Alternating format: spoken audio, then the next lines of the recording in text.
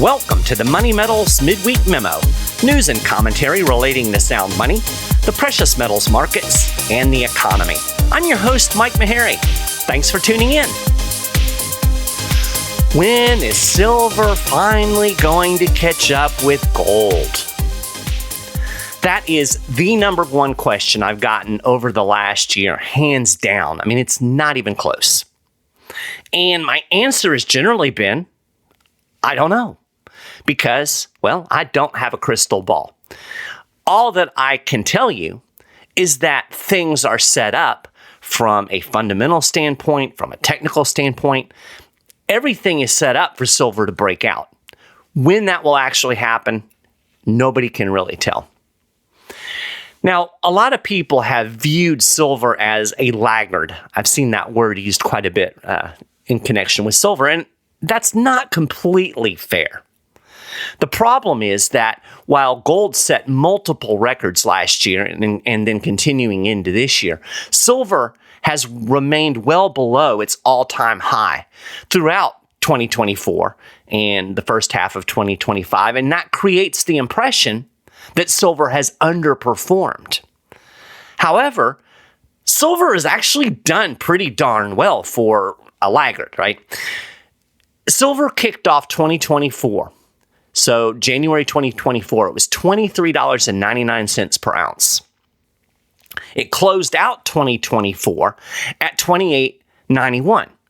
That was a 20.5% gain. So if you put that into some perspective, silver had a 26% gain, give or take. So yes, gold definitely outperformed silver, but if you just take it, on its own, a 20% gain for an asset is a really, really solid year. So silver had a good year last year. It just kind of paled in gold's spotlight. However, set all of that aside, it looks like the much anticipated and longed for breakout might actually be happening right now. So far, get this, silver is up over 50% in 2025. So it was a week ago Monday that we really saw silver start to take off. It gained 5.3% on that day, and it finally cracked the $35 resistance level. And then on Wednesday of that week, it pushed above $36 an ounce. Now, the last time we saw $36 silver was way back in 2011, when it was on its way to its record high of near $50 an ounce. Now, it didn't hold $36 at the time, but it did maintain support at $35, which, again, extremely significant because this has been a really strong resistance level for a couple of years. If you go back and look at a silver price chart, you can see where it has crept up and touched that $35 level a number of times, but just hasn't been able to push past that barrier.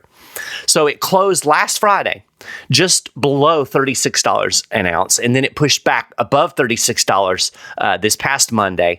And then this morning, we're actually seeing some profit taking. Silver is down about 24 cents, but it's still above $36 at around $36.49 as of the time I started recording this podcast this morning. So we've definitely held the $35 support at this point, and so far we're holding $36. Now we'll see what the day has to offer. It's interesting because if you look at the charts today, silver is down a bit, gold is actually up. So that's kind of what indicates to me that people are looking at this situation. They're saying, "Hey, I'm going to take some profits right now." Now, personally, and I do have quite a bit in silver, I'm not taking my profits yet. I think there is a lot further to run. So, in my view, having finally blown well past that $35 barrier and sustained that for over a week now, there doesn't appear to be much resistance on the way to new record highs. And a lot of people out there in the mainstream are talking about it. I just perused the news real quick before I started recording this morning and saw several articles about, silver could be on its way to new highs. There's a lot of bullishness out there, a lot of bullish sentiment for silver. Now, saying all that, we have to recognize that silver is an extremely volatile asset compared to gold. We see a lot of big price swings. So, I'm not willing to go out and say, yes, this is it. We blasted through. We're on our way to new records. I don't know. But I will say the same thing that I've been telling people for well over a year when we talk about silver. Everything is set up for a major breakout, and these last couple of weeks are starting to really confirm that. From a technical aspect, we've seen finally a narrowing of the gold-silver ratio. So the gold-silver ratio just tells you how many ounces of silver it takes to buy 1 ounce of gold.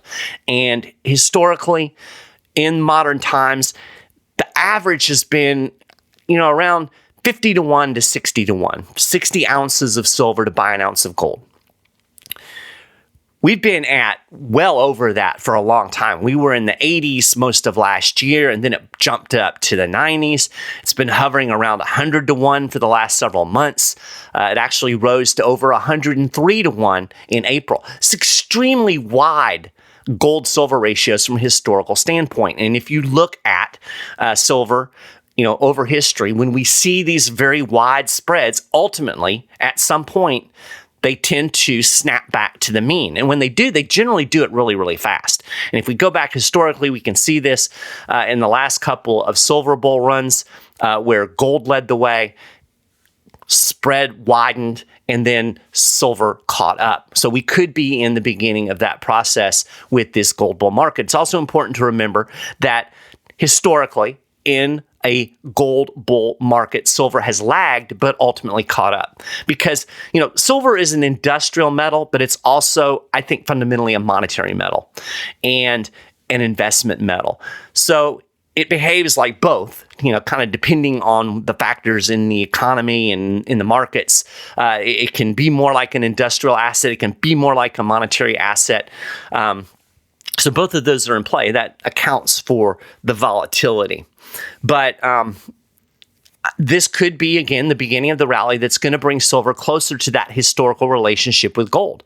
And again, as I mentioned, that's around 60 to 1. So we still have a long way to go. We've seen it close by about 10 points, but we're still historically high. And when you see these historically wide gold-silver ratios, basically it's just telling you silver is on sale. Silver is a bargain compared to gold.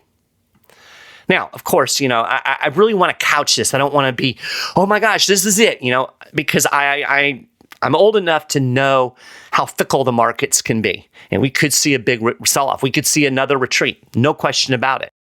When silver first started to take off a week or so ago, gold did not confirm that breakout initially. We saw gold selling off at the same time gold was rallying, which is a little bit concerning from a technical aspect. But the fact that we've held $35 for well over a week now, a very positive sign. I think the next strong resistance level is going to be at around $37.50. And if silver can break through that, I really don't see much stopping it from running up to $50 an ounce. And again, if you look at historical trends, when silver has really taken off on these big silver bull runs, when it ran to those $50 highs back in the 80s and then again in 2011, it happened very quickly. And, again, I mentioned this already, but the technicals are signaling that silver is set up for a bull run. And, I'm not a big technical analyst guy, but those I know who are very, very bullish. I'll link to an article on the show notes page that gets into some of the technical aspects of the silver charts and to kind of give you a feel for that as well. But one that I do grasp is what they call the cup and handle. If you look at a 50-year price chart, so this is the long-term technical trend. But if you look at the price chart for silver, you see a very distinctive pattern that technical analysts call a secular cup and handle. They call it that because if you look at the chart, it actually looks like a teacup with a handle off to the right-hand side. I will put a chart on the show notes page so you can get the visual. But the cup part is formed by the twin highs of around $50 an ounce back in 1980 and 2011. So if you take those two $50 peaks and then you draw a line, it actually makes a cup. It drops down from the first 50 peak, hits the bottom, comes back up, to the $50 peak in 2011. So that creates a cup. And then you have a handle. It's more of a straight line that comes off to the side. And a handle pattern on a chart of a stock or a commodity often precedes a breakout. So when analysts see this cup and handle, they often anticipate that we could be close to a breakout. This cup and handle pattern has played out over an extremely long time frame. That's why we call it a secular cup and handle. And historically, longer patterns like this portend even bigger breakouts with a broader base signaling a bigger upside case. And it's interesting because if you look at the gold price chart, the long-term price chart back in 2023, we saw a similar long-term pattern resolving with a breakout to the new all-time highs that we started to see back last year. So technicals look good. The supply and demand dynamics are also positive for silver. And if you've been listening to the show regularly, I've talked about this on a number of occasions. We've been reporting that industrial demand for silver set the fourth consecutive record in 2024. And that's driven a market deficit for the fourth consecutive year. So basically, I say market deficit, that just means that demand for silver has outstripped new supply. And last year, it was 148.9 million ounce deficit. And so over the last 4 years, we've seen a market shortfall of 678 million ounces. That's the equivalent of 10 months of mining supply if you use 2024's mine production numbers. So we're seeing a lot more demand for silver than supply. That means that the people who are needing silver are having to tap into above ground supplies. This puts upward price pressure on silver, is the bottom line here. This is something that's been ongoing, and silver analysts say that we're not going to see a resolution in these market deficits in the foreseeable future. This is kind of where we are. Demand is going up very fast, particularly in the energy, electronics, the green energy sectors, and mine production is pretty flat. So that's the situation that we are in with the supply and demand. And when you have demand outstripping supply, Economics 101 tells you that the price tends to go up. So the silver market is definitely something we're going to want to be keeping an eye on in the next weeks, going into the latter part of 2025.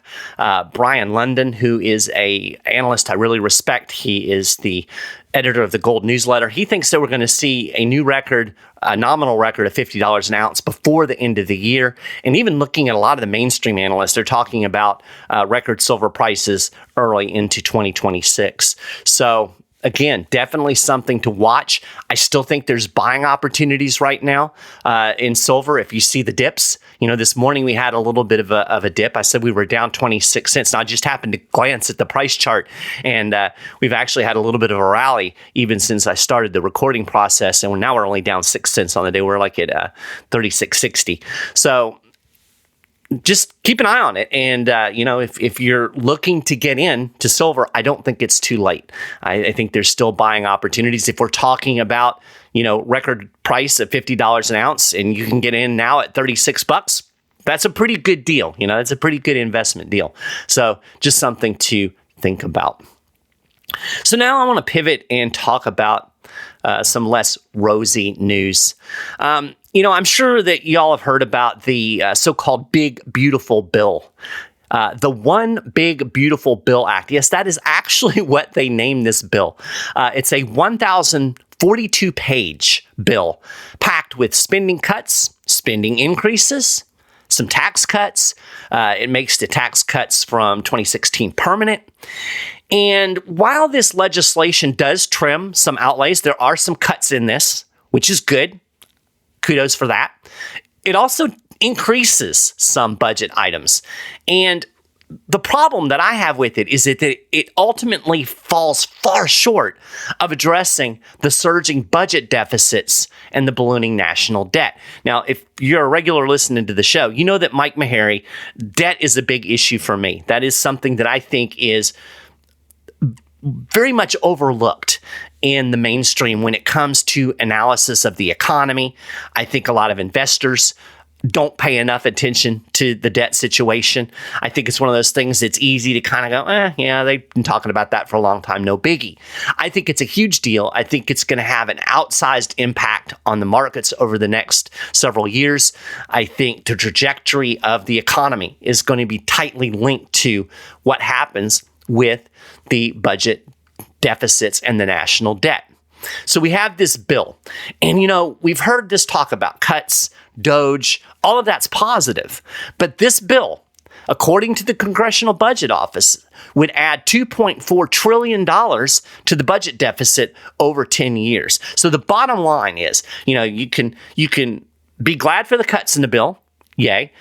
We can be positive about tax cuts because I'm probably like most of the people that are listening to me right now. I think tax cuts are a good thing. I don't think that taxes burdening the economy is good. But when you cut the taxes, you also have to cut the spending. You have to deal with the size and scope of government. The revenue is just feeding this big government monster. And until you address the big government monster, until you slay it, you're going to continue to see the debts, you're going to continue to see the deficits no matter what you do. And, a couple of folks in Congress have made this very point. I think most prominently Thomas Massie, Rand Paul. There are some others up there, they call them conservative deficit hawks or whatever. But where is everybody else, right? I think this is a really good object lesson in political realities.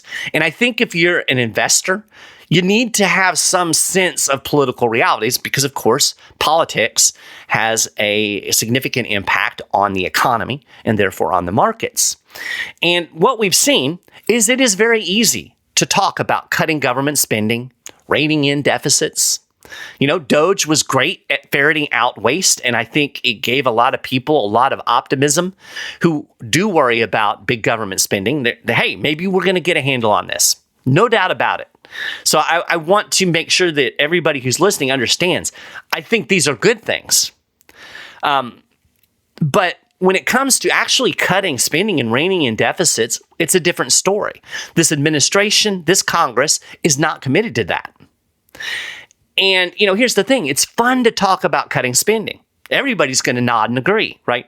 I mean, even people that are kind of on the left, that are big government people, they'll tell you, yeah, it would be a good idea to cut some of the things in the government. Let's cut defense, right? Even Democrats want to cut some things. So it's a good talking point. But when you start talking about cutting specific programs, well, then you start to get a lot of, not that program. Right? It's kind of like the not in my neighborhood phenomenon that you get. Everybody's for having a homeless shelter, but not in their neighborhood. Everybody loves spending cuts, but not their programs. Cutting specific programs upsets voters more than big deficits, right? A lot of voters don't like the big deficits. We don't like the national debt. But if you say, I'm going to cut X program, and X program is important to me, well, that makes people mad. The debts and the deficits, they make people wary, don't tend to make people mad. So, I'm sure when deficit reports come out, there's a lot of people like, wow, this spending and debt is out of control. But they don't see this impacting their lives in the same way as cutting a program might. And, since we've had big deficits and a growing debt for years and years and nothing bad has really happened, at least not that we can see, well, it's easy to kick the can down the road. And that's exactly what we've got. We've got a kick the can down the road mentality when it comes to the national debt and the deficits. And, of course, government people are always coming up with new reasons to spend money. It's not just the revenue side of it. We've got wars, disasters, pandemics. I mean, you name it. There's always another reason to spend a buck. And, we can look at some of these things and say, well, those are justifiable. That money needed to be spent. Maybe it did. But the fact of the matter is it's still being spent. And, even other things get money spent on them because it's good politics. The big, beautiful bill, it includes the creation of a tax-deferred investment account for all newborn American children, with the government seeding these accounts with $1,000. Now, let's be honest. People who are serious about reining in borrowing and spending would not propose such a thing. We would not be looking at creating a new what in effect would be an entitlement program for kids when we've already got extreme problems in the entitlement programs that already exist, Medicaid, Medicare, Social Security. Why would you create another one? You fix the ones we've got. But, this whole conversation leads to the reality of incentives. Incentives, it's a fundamental economic principle. Incentives matter, and they matter a lot. Incentives drive decision-making. And unfortunately, political incentives aren't set up to deal with something like debt, borrowing, and spending. So think about it. What are politicians trying to do? What's their main objective? It's to get reelected. That's job number one. Can't do anything unless I'm in office. So my first priority is to make sure I get elected again. And since members of the House face voters every 2 years, they're pretty much always in campaign mode, right? Now, senators, they get 6 years, but still not really a long time in the big scheme of things. Certainly not a long time when it comes to the ramifications of policies. And that means that ultimately politicians are operating on a very short time horizon, right? Upsetting voters now by trying to fix something that may not cause any real problems for years down the road does not work with election calculus. And that's just the ugly reality of it, right? If you're trying to get elected, you're not going to make the people who are going to reelect you mad trying to deal with something that it's hard to wrap our head around why it's a problem. So here's another ugly reality. Even if Congress got its stuff together and slashed discretionary spending, right? Doge does its job and Congress finally says, okay, we'll actually cut the stuff that Doge found. If that were to happen, you could cut all of it. You could cut every bit of the discretionary spending that the government does. That only accounts for 27% of total government spending. The vast majority of the money that is spent by the government is for entitlements. And there is very little political will to take the scissors to Social Security or to Medicare. Given the aforementioned incentives, do you really think anybody is going to seriously push reforming those programs? Especially when you consider election dynamics, older people, senior citizens tend to vote. So you're not going to mess with their programs, especially, right? It's just politics. It's just the reality of it. I'm not even really criticizing anybody. It's just the way the system is set up.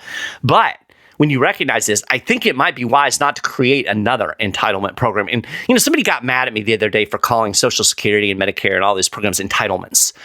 They said, I paid into it. Well, that's why we call it an entitlement. That's not really a smear. It's just a reality. It's the idea is you paid into this. You are entitled to receiving those benefits. It's not a negative.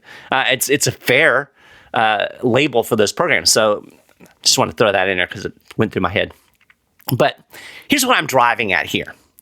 The fact that this bill, the big, beautiful bill, would add to the deficits, increase the national debt, not a shock. Business as usual. Here's an interesting factoid for you. Every presidential administration since Herbert Hoover has left the country deeper in debt at the end of his term than when he started it. Every single one. We can go all the way back to Hoover. Every 4 years, the national debt is bigger than it was when the president took office. So it's business as usual. But this puts conservatives in a bit of a lurch because, after all, they're supposed to be the party of fiscal responsibility, right?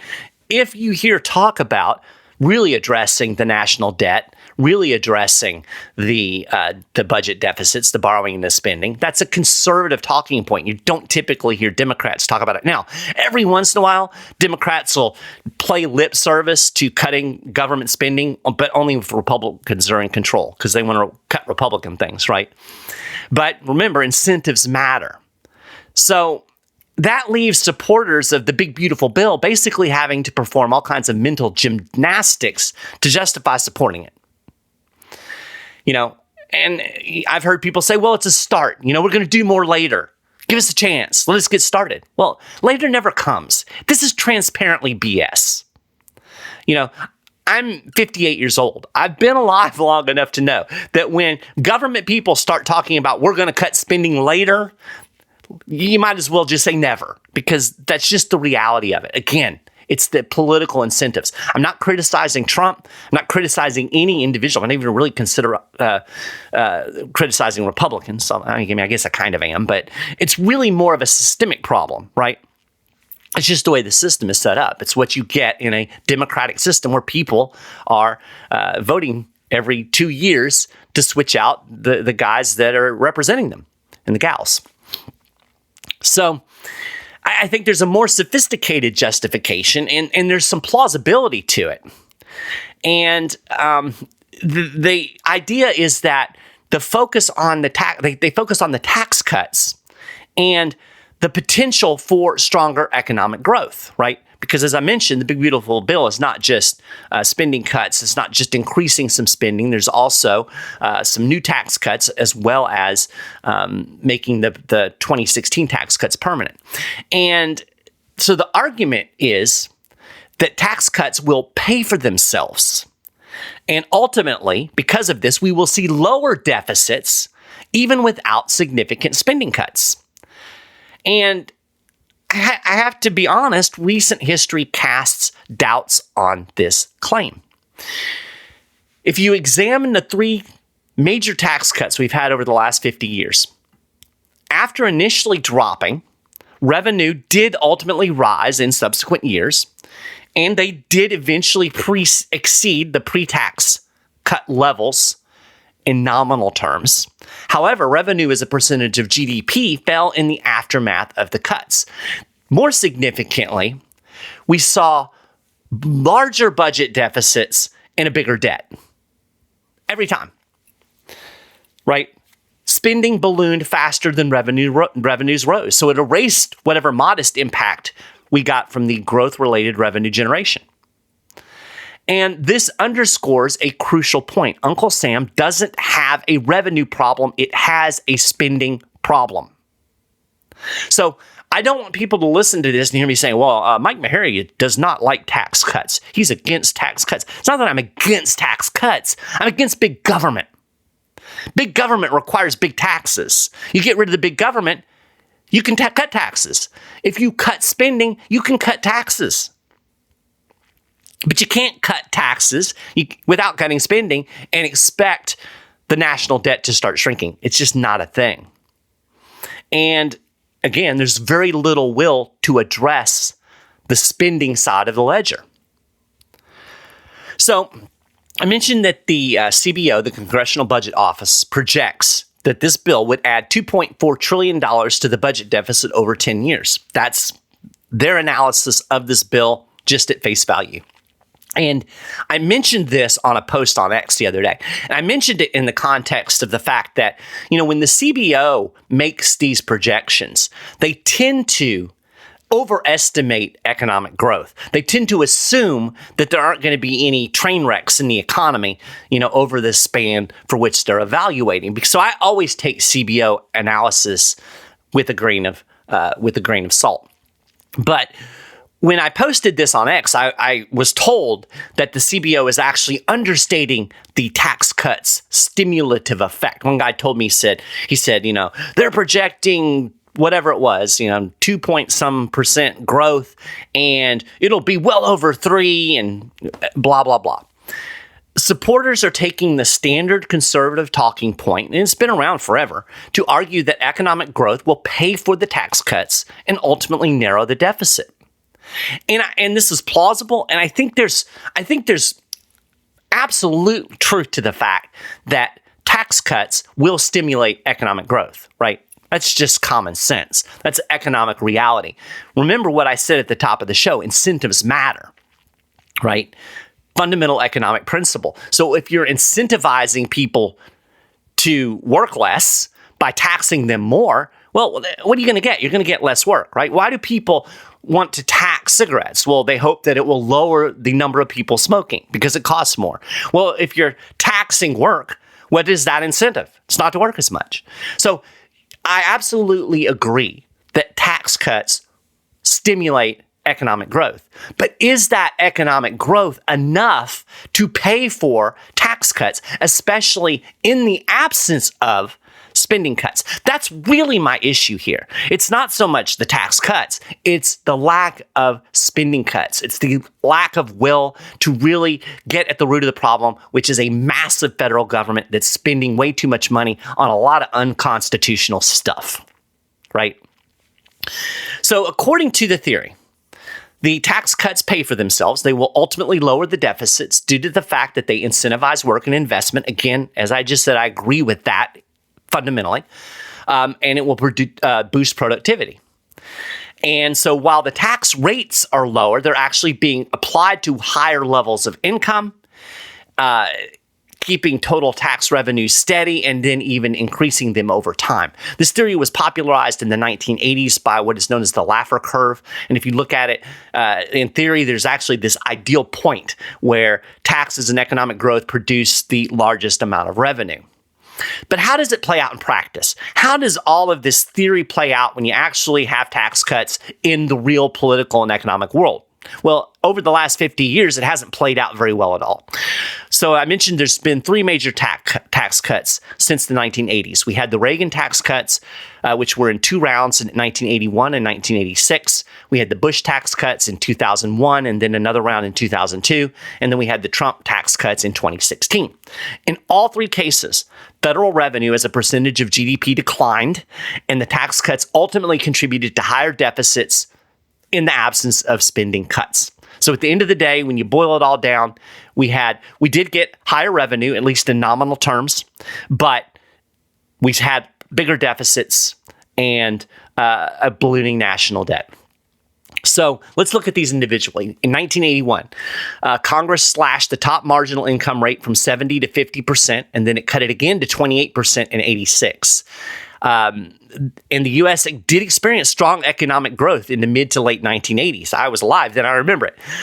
The budget deficits still exploded, right? Because if you recall, Reagan never could get any significant spending cuts through. They were promised with the tax cuts. Yes, we're going to cut spending, but it never happened. Congress would not budge on the spending. So following the cuts, revenue as a percentage of GDP declined. They reached a low in 1984, and then it began to improve after that because, again, we had strong economic growth, but it did not return to pre-cut levels during the Reagan presidency. And then in the meantime, as I've already pointed out, spending exploded. In 1981, the budget deficit was $79 billion. Can you imagine $79 billion? That was the entire budget deficit. Billion, not trillion, $79 billion. In Reagan's last year in office in 1989, it had ballooned to $153 billion. So almost doubled. As a percentage of GDP, the deficit grew from 2.5% to 2.8% during Reagan's time in office. So grew in absolute numbers, also grew in relation to the GDP. So then fast forward to 2001, we have George W. Bush in office, and he signed a tax bill and then followed up with another tax bill in 2003. This cut income taxes, capital gain taxes, dividend taxes, and estate taxes. It was a big package.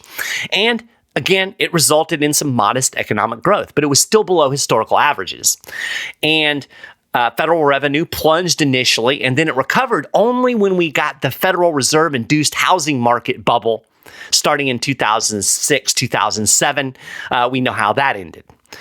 So between 2000 and 2008, the debt to GDP ratio grew from 34 to 39%. And according to CBO and Treasury Department studies, the predicted revenue boost due to economic growth never materialized. That was kind of the conclusion of a number of studies. In Bush's first year, the federal government ran a $128 billion budget surplus. That was thanks in large part to the peace dividend in the Clinton years that allowed the government to significantly slash military spending and outlays because the Cold War was over. But by his last year in office, the deficit was $458.6 billion and 3.1% of GDP. And again, the national debt was bigger when Bush left office than when he came in. In fact, same is true of Clinton. You know, people talk about how Clinton ran these budget surpluses, and he did for several years, but he still left office with more debt than when he came in. So then we fast forward again to 2016. We have the Trump tax cuts. This dropped the corporate rate from 35 to 21%, lowered individual income tax rates for most brackets. Didn't help me at all, by the way. But even with a short-term boost to GDP, federal revenue still fell $430 billion short of expectations in 2018 and 2019. And then meanwhile, we had budget deficits that were widening even before the pandemic. I think this is a really significant, often overlooked reality. The Trump administration was on pace for a $1 trillion deficit even before COVID-19 reared its ugly head. And of course, we hadn't seen deficits like that since Obama during the Great Recession. So Donald Trump's administration was running Obama-like deficits when supposedly we had economic growth due to the tax cuts. And that's not often talked about, right? People say, oh, well, Trump was, he had to deal with the pandemic and that's what caused the big deficits. No, we had the big deficits before the pandemic. The pandemic made them worse because the pandemic is another example of how there's always something politicians have to spend money on. And again, I'm not saying that money shouldn't have been spent. I mean, with the pandemic was what it was. I mean, that's a whole nother ball of wax. We won't try to melt that down, but, you see what I'm getting at. There's always things that come up that necessitate more spending, and the government's never prepared for that. It's not like they have a rainy day fund or anything. You don't have a rainy day fund when you have $36 trillion in debt. So those are the three, modern day tax cuts. Now, there is some good news if you're kind of holding on to this hope. Tax cuts that were implemented back in 1964 during the Kennedy presidency did actually allow revenues to remain stable. But, the economic landscape was a lot different then.